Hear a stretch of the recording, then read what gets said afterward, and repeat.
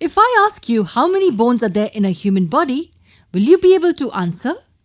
There are 206 bones in an adult human being.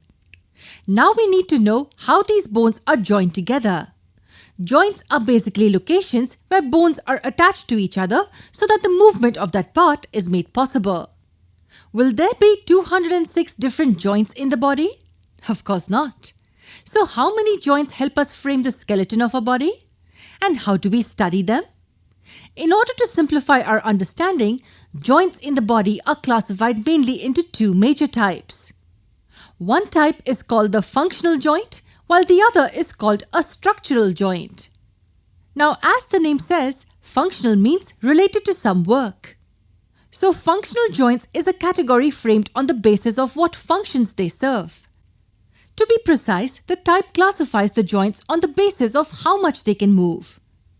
The three major subtypes in this category include the fixed joints, the partly movable joints, and the fully movable joints. The next category is that of structural joints. As the name suggests, the category defines what structures the joints are made up of. This category is also further divided into three major divisions. These are the fibrous joints, cartilaginous joints, and the synovial joints. Fibrous joints are those which have fibers to seal the bones together. Cartilaginous joints, on the other hand, are those which have cartilage that's gelatinous, soft yet stiff substance filling the gaps that form the joints.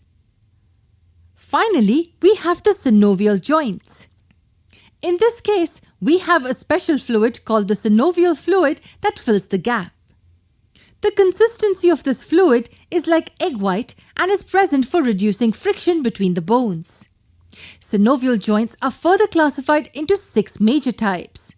We will have a look at each of these later. For now, let's get into the details of the first type. Functional joints. Let us discuss each of its subtype in detail.